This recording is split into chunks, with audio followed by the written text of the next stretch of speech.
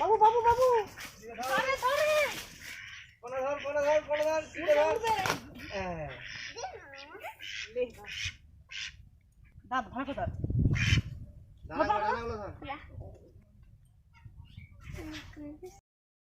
নমস্কার বন্ধুরা, জয়ী village cooking সবাইকে অনেক অনেক স্বাগত জানাই।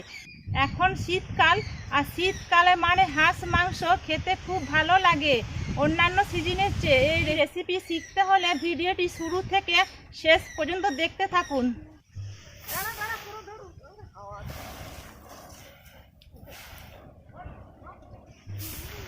কেমন হলো? আমরা তো বলছি কথাটা,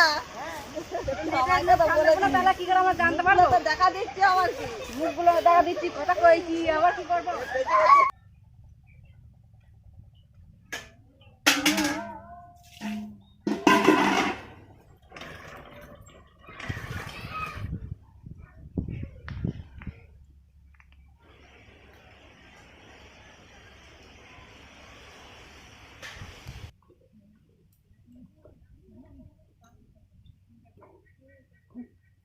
বন্ধুরা, হাঁসটাকে ছাড়াবার জন্য জলটা গরম করে নেব।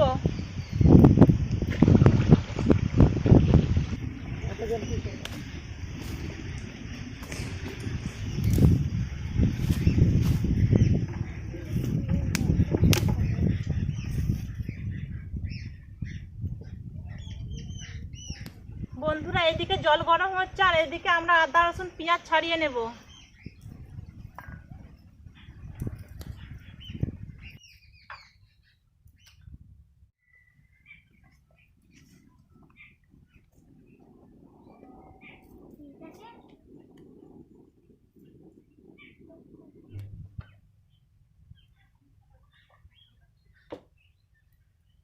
ভালো করে ডুবো, অমনি করে রাখো, ভালো করে ডুবো, হ্যাঁ ডুবি রাখি।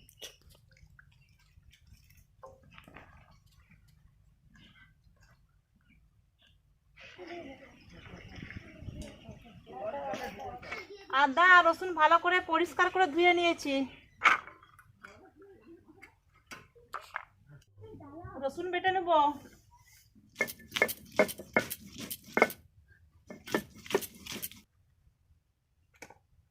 আদা বেটে নেব।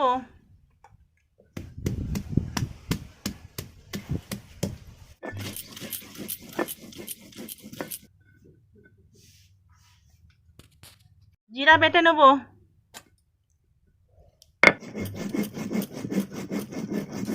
শুকনো লঙ্কা কাঁচা লঙ্কা একসঙ্গে বেটে নেব।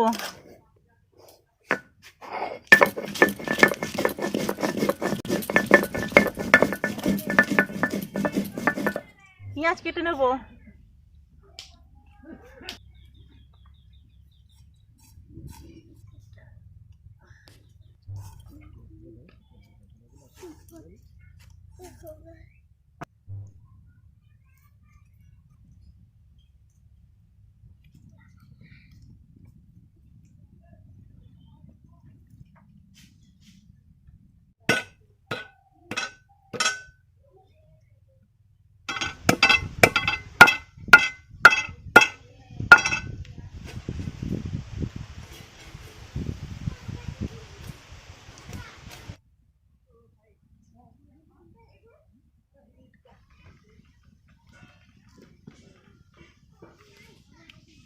তেল গরম হয়ে গেছে, কেটে রাখা আলুগুলো নুন হলুদ দিয়ে ভাজা করে নেব।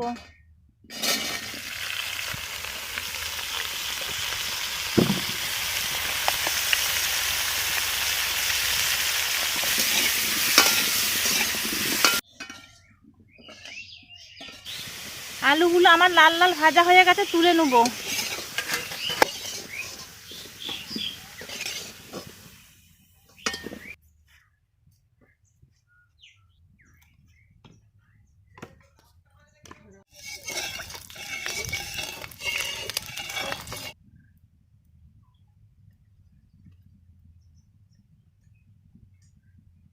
তেল গরম হয়ে গেছে,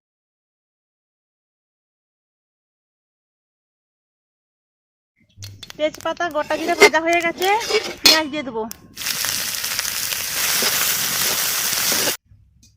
পেঁয়াজটা ভালো করে লাল লাল করে ভেজে নিয়েছি, রসুন বাটা দিয়ে দিচ্ছি এবারে।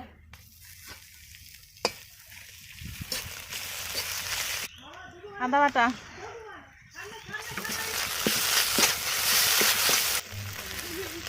আদা রসুন পেঁয়াজ ভালো করে ভাজা হয়ে গেছে। এবার আমি মাংস দিয়ে দিচ্ছি।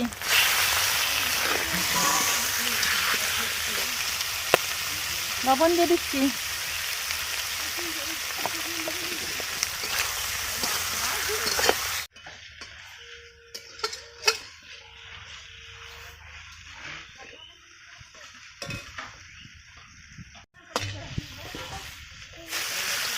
মাংসটা ভালো ভাজা করার জন্য আমি ঢাকা দিয়ে রাখছি।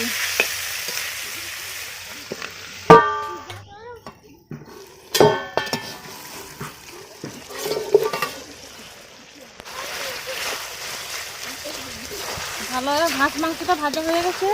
এবার আমি আলু ভাজাটা দিয়ে দিচ্ছি। হলুদ গুঁড়ো, জিরে বাটা, লঙ্কা বাটা। এবার আমি ভালো করে কষিয়ে নেব।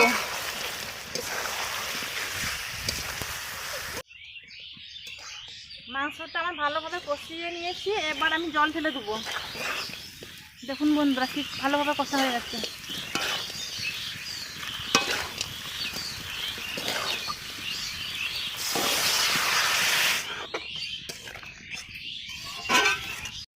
মাংসটা ভালোভাবে সিদ্ধ করার জন্য চাপা দিয়ে রাখবো। গোটা গরম মশলা বেটে নেবো।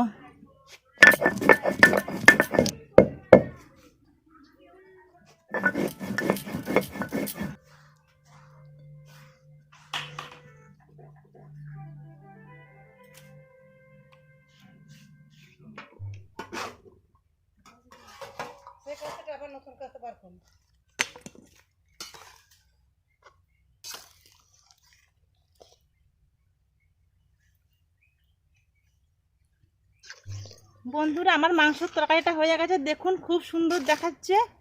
এবার আমি বাটা গরম মশলাটা দিয়ে দিচ্ছি।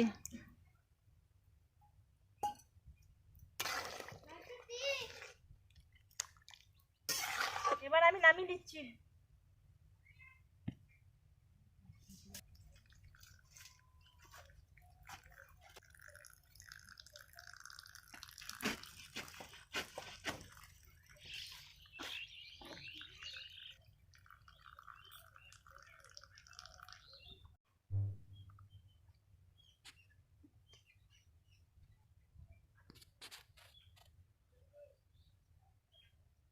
আজ খাবো না, আমাকে শুধু আলু আর ঝোল।